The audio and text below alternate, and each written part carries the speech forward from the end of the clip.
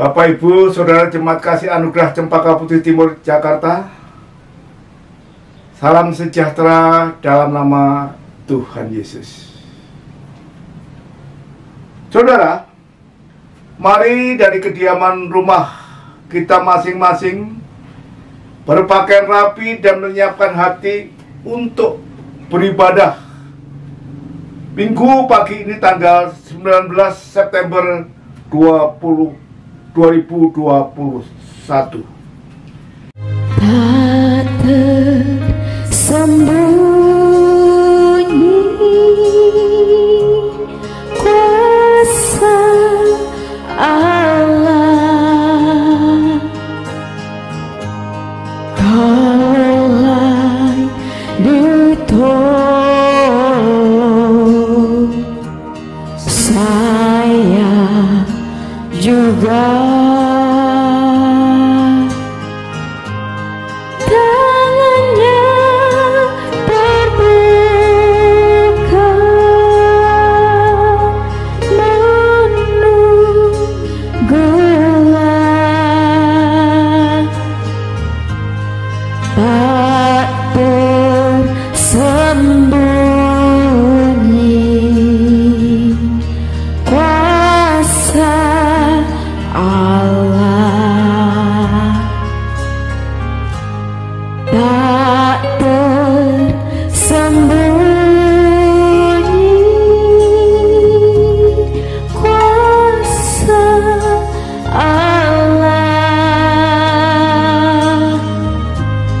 kalaulah ditolong saya juga. Tangannya terbuka menunggulah,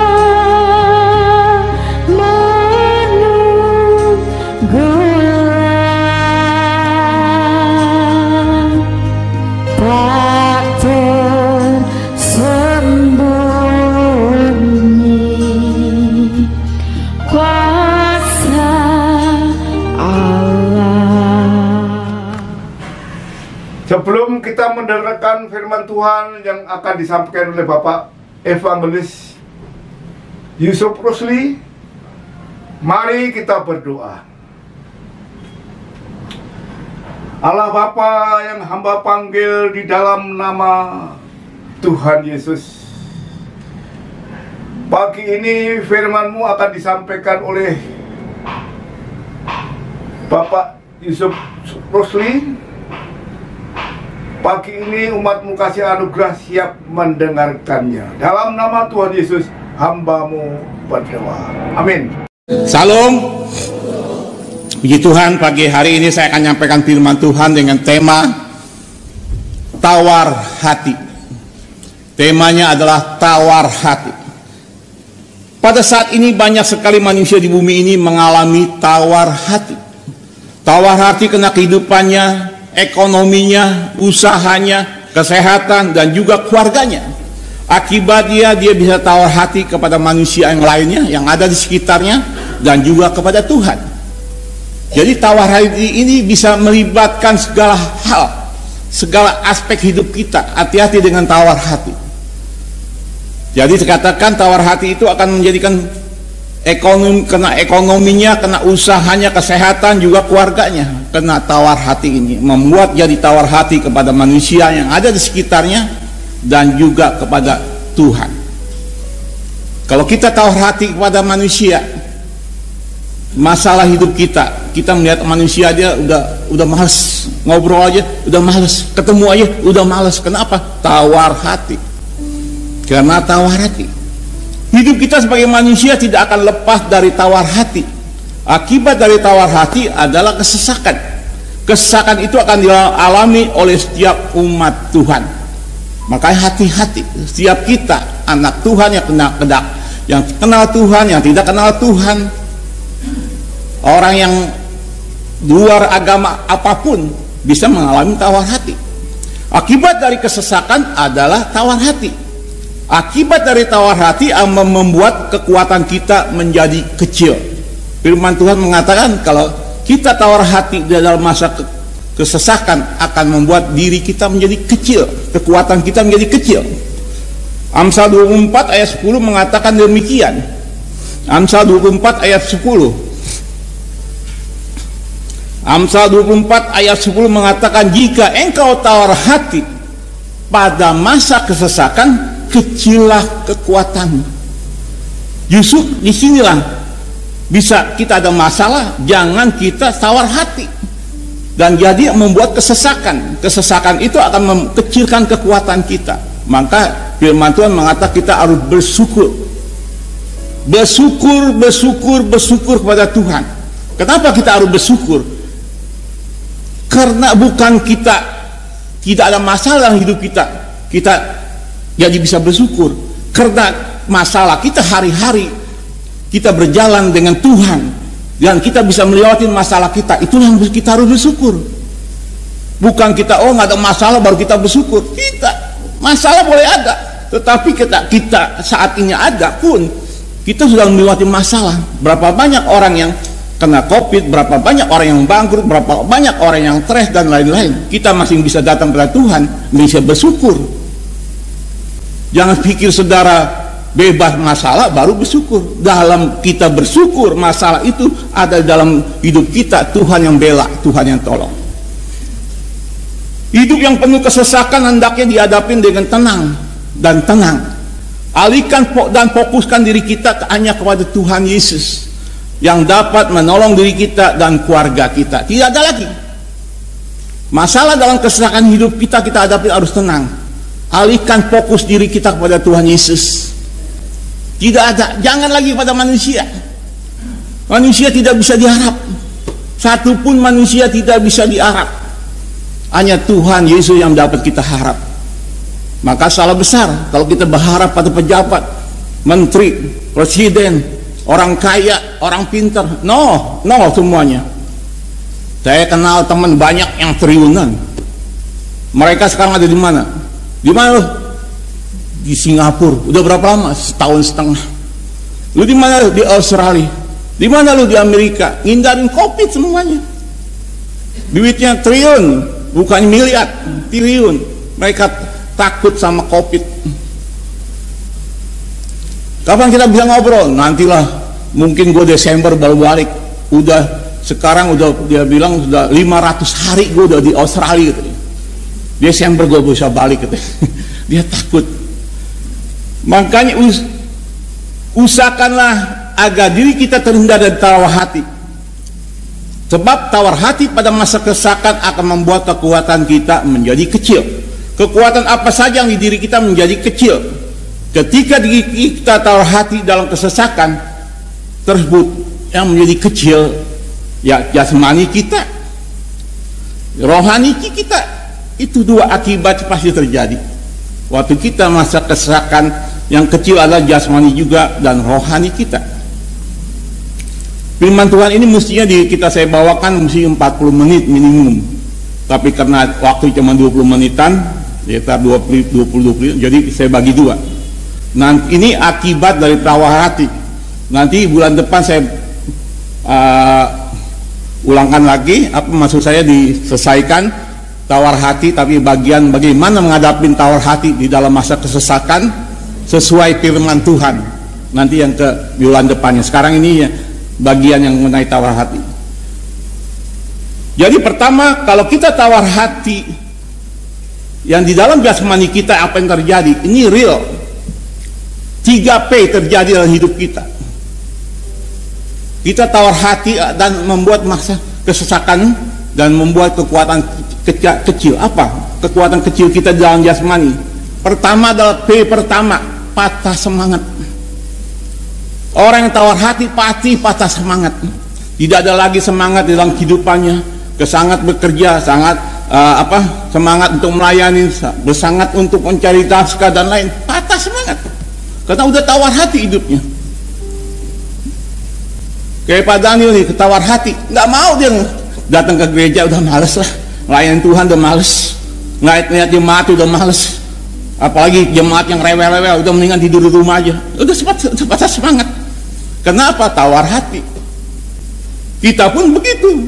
Biasa main keyboard pagi-pagi datang main drum dan lain.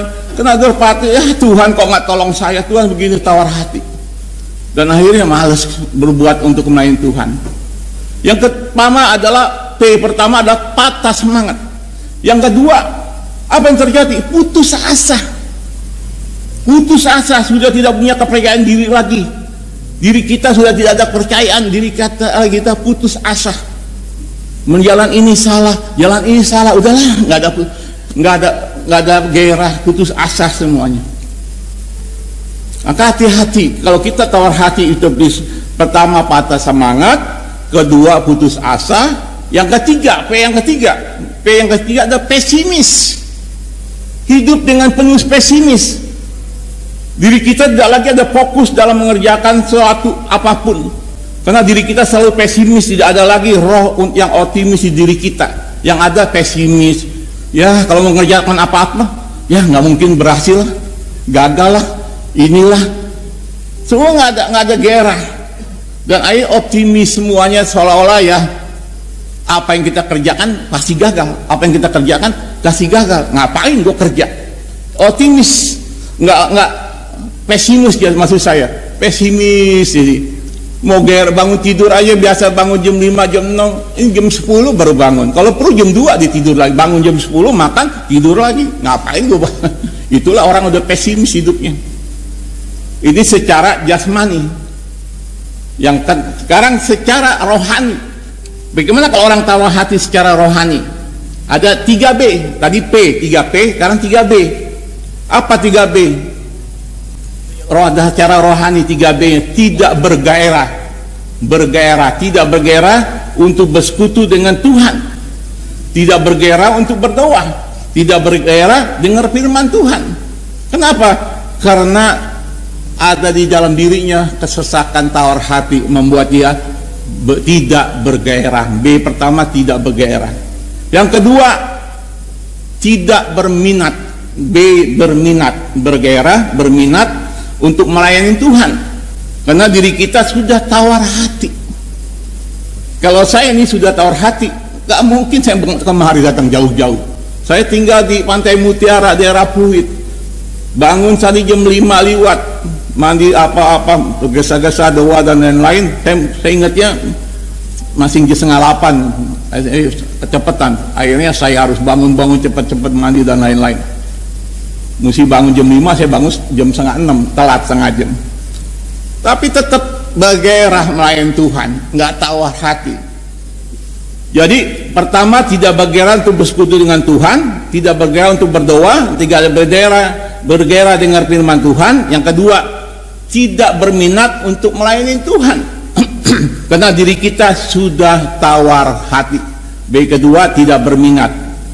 Yang ketiga, akhirnya tidak beriman. Iman kita rontok, tidak beriman lagi kepada Tuhan. Iman kita menjadi sangat lemah, dan lemah. 4L. Letih, lesu, loyo, apa tuh?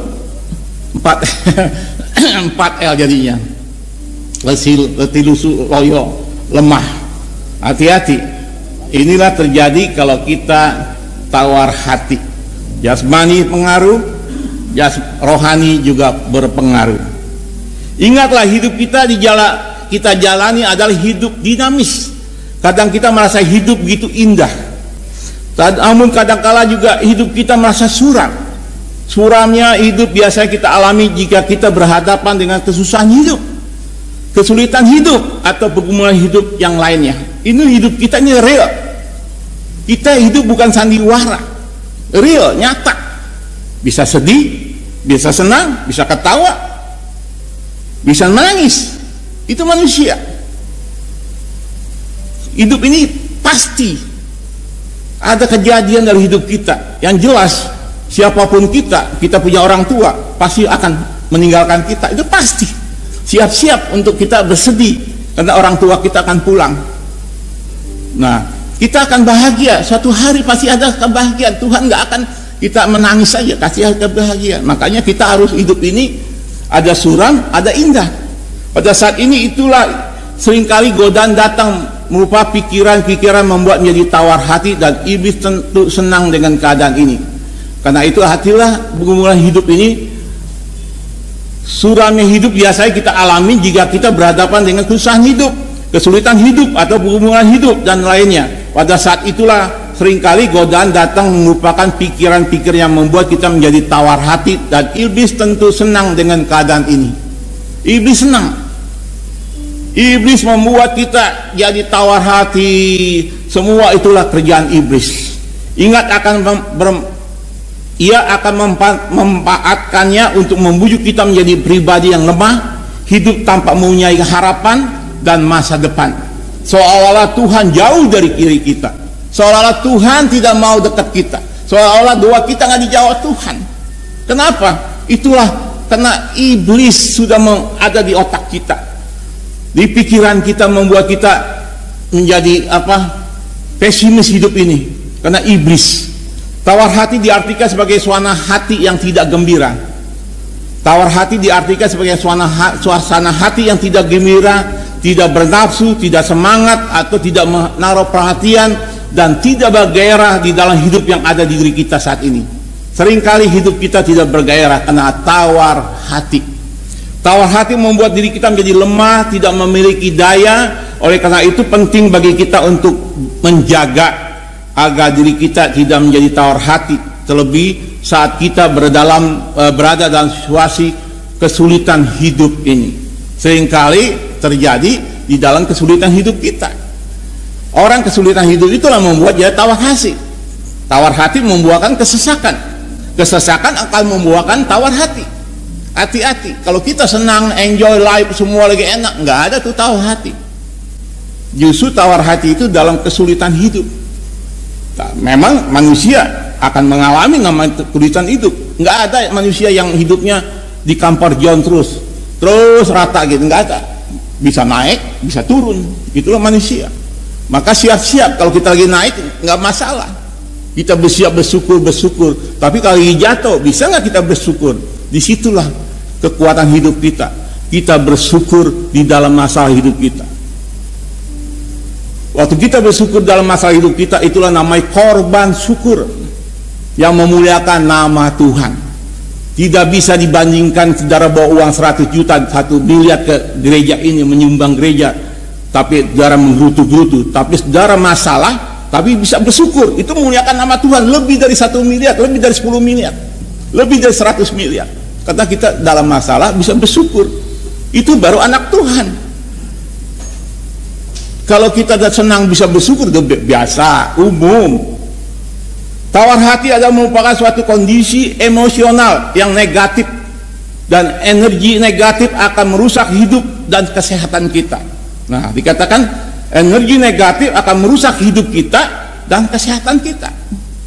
Bangun tidur udah pikiran negatif, gua mungkin nyari sakit, mungkin ntar gua dianuin orang, ini gue begini, usaha gue pasti sepi. Negatif pikirannya, akhirnya apa? Mengaruh kesehatan kita, otomatis mengaruhi kesehatan kita.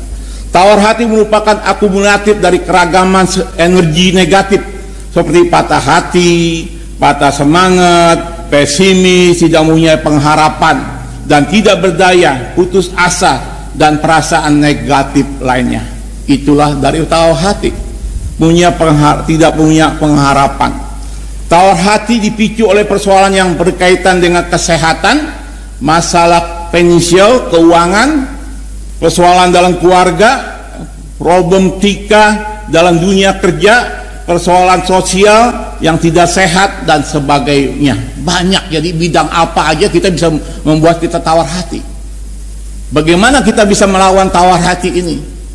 Nanti bulan depan saya akan saya kupas lagi.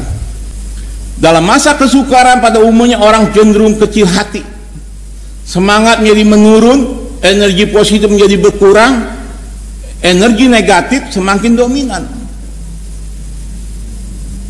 Semangat menjadi menurun, energi positif yang positif kita menurun, menjadi berkurang, menurun dan berkurang. Energi negatif semakin dominan. Kita pikiran kita sudah dikuasai negatif oleh iblis. Ini salah, ono salah, ini nggak bisa, ono nggak bisa, ini putus harapan, putus semangat, pesimis semua. Itu iblis kerjain kita. Kalau saya ini pikiran tawar hati, terus nggak punya semangat, ya kemari aja mungkin saya datang telat setengah jam. Kenapa saya tetap semangat layanin Tuhan, apapun. Saya biar di rumah pun layan Tuhan, hampir seminggu di Zoom, di Full Gospel, di gereja, di mana saya melayani Tuhan juga. Kadang-kadang saya kirim video, saya tetap melayani Tuhan sebulan nggak kurang daripada 10 kali. Walaupun di Zoom ataupun nggak di gereja, di Zoom dan ini, semua berjalan dengan baik. Saya tetap semangat melayani Tuhan. Walaupun persoalan saya banyak, tetap saya kuat. Dan akhirnya kita menjadi lemah dan diikutin oleh serangan fisik atau tubuh menjadi kehilangan daya, kekurangan semangat, kehilangan damai sejahtera, dan akhirnya kekurangan semangat hidup. Inilah kita yang paling penting adalah kehilangan damai sejahtera, sukacita kita ini yang dicuri oleh iblis. Kenapa? Karena kita tawar hati. Hati-hati, kehilangan damai sejahtera dan sukacita. Iblis memang dia pencuri. Dia merusak hidup kita. Anak-anak Tuhan diutamakan. Iblis datang adalah untuk apa? Mencuri, membunuh, dan binasakan. Dia curi damai sejahtera sukacita kita. Dia bunuh karakter Yesus, buah-buah roh dalam hidup kita. Dia binasakan tubuh, jiwa, roh kita. Itu kerjaan iblis. Kalau Tuhan datang membuat kita berkelimpahan, tapi iblis mencuri, membunuh, dan binasakan. Makanya kita, sehebat-hebat kita, sesukses-suksesnya kita butuh Tuhan, butuh perlindungan Tuhan. Kalau enggak dicuri, dibunuh, dibinasakan sama iblis, hancur. Bukan kita aja yang hancur, anak, istri, mantu, cucu, semua keturunan hancur. Berarti masa-masa susah saya tahun 2003. Waduh, kalau saya tuh enggak kuat hati, nggak sampai saya tawar hati pada Tuhan, saya nggak layanin Tuhan, hidup nggak bener, anak-anak saya berantakan, isi berantakan. Saya punya modal untuk nggak bener loh, harta habis, anak-anak harus rumah 1000 meter bisa masuk mobil 10. Rumah saya di Australia 1000 meter bisa masuk mobil 10. Kamar saya punya pribadi aja 120 meter, 8 kali 15 satu kamar. Di Australia habis semua, gudang saya 2 hektar habis semua. Anak sampai kos-kosan, sampai kerja, cuci mobil di Australia. Anak saya ngelaki, yang perempuan ngepel di kafe, kerja sama orang sampai nangis. Dia nggak seumur hidup nggak pernah nyuci piring, nggak acara kasar, ngepel apa, ini kerja. Dia nangis, saya juga ikut nangis. Yang satu yang laki ngebreak sekolahnya. Terus sampai sini istri saya kena tumor otak, nggak punya duit lagi masuk rumah sakit, tumor otak. Saya punya modal untuk murtad, bunuh diri, patah semangat, tawar hati pada Tuhan, punya. Tetapi saya tetap semangat. Waktu istri saya di rumah sakit Glen Eagle di Karawaci, tugas saya melayani gereja. Saya dari sono tidur digeletak di pinggir ranjang rumah sakit. Saya bangun, saya melayani gereja kemari tahun 2005. Saya layani Tuhan, saya nggak tawar hati, saya tetap semangat walaupun istri saya di rumah sakit. Saya tinggal, oke mam, saya tinggal layani Tuhan, balik lagi ke rumah sakit. Saya nggak pernah sangat hati-hati. Damai sejahtera, semangat hidup akan hilang kalau kita dicuri oleh iblis. Amsal 24 ayat 10 tadi dikatakan lagi, diulang lagi. Jika engkau tawar hati pada masa kesesakan, kecillah kekuatanmu.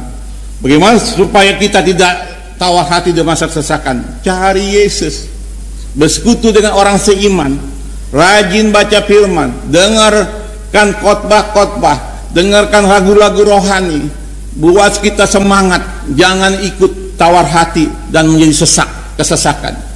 Firman ini mengatakan, ia mengajar pada kita bahwa akan ada saatnya kita mengalami kesesakan akibat masalah di kehidupan kita ini. Ini real, ini nyata. Sebagai manusia hidup akan real, ada kesenangan, ada kesusahan, ada kegembiraan, ada kesedihan. Itu serius. Maka kita siap-siap. Bagaimana kita menghadapi tawar hati ini?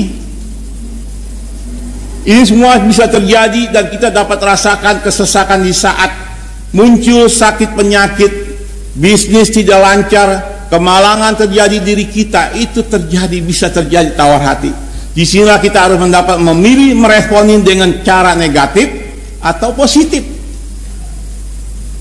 Di sinilah kita harus dapat memilih meresponi dengan cara negatif atau positif. Kitalah yang harus menentukannya. Pilihan ada di dalam diri kita sendiri.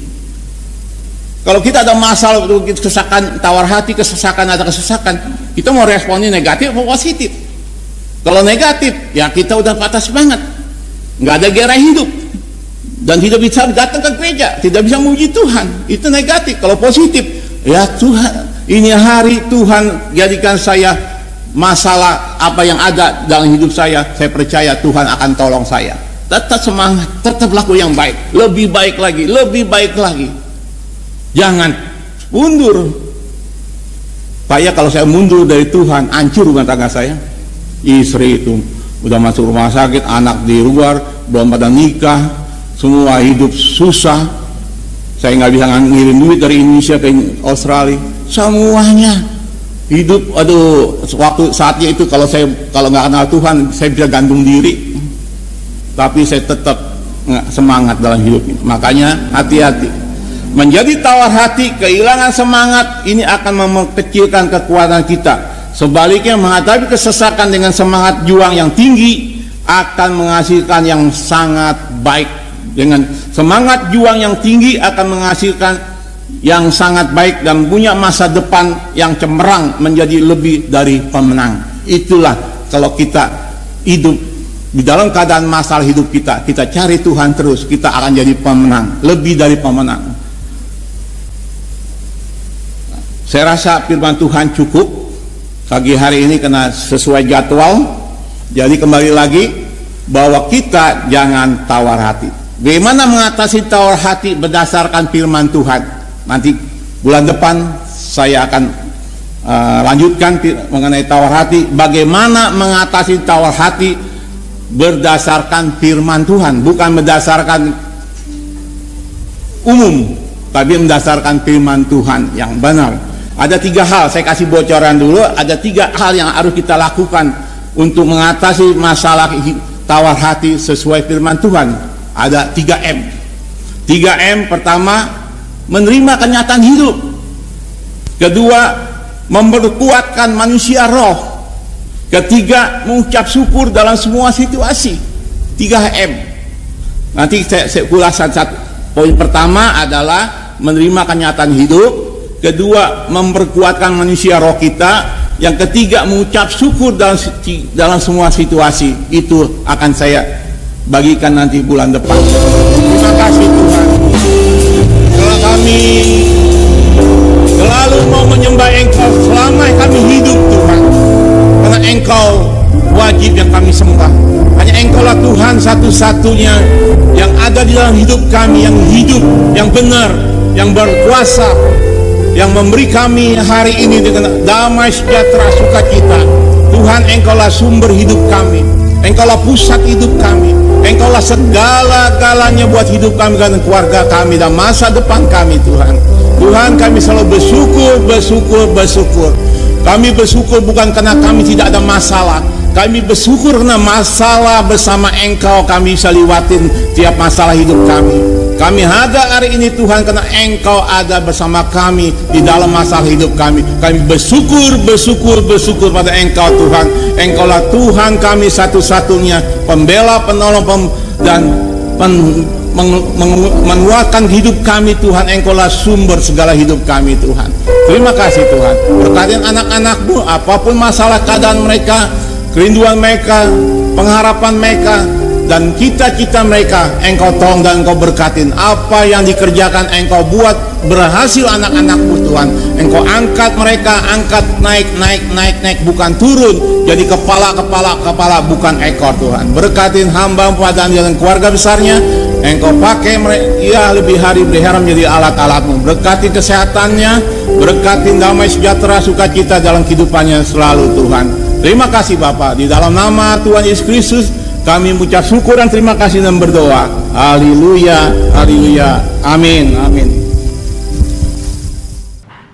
Bapak, Ibu, Saudara, Jemaat Kasih Anugerah, mari kita untuk mengakhiri ibadah pagi ini kita berdoa. Allah Bapa yang hamba panggil dalam nama Tuhan Yesus, pagi ini matuk mengucap syukur karena Engkau mengingatkan kami bahwa hidup ini harus selalu taat dan setia dalam mengiring Engkau. Dan pagi ini melalui firman-Mu kehidupan kami dibaharui. Dalam nama Tuhan Yesus hamba-Mu berdoa. Amin. Saudara-saudara yang kami kasihi dalam nama Tuhan Yesus, pagi hari ini terimalah berkat dan anugerah daripada Allah Bapa, kasih sayang dari Tuhan Yesus Kristus, dan dalam persekutuan Roh Kudus menyertai saudara hari ini sampai Maranatha. Tuhan Yesus memberkati. Amin.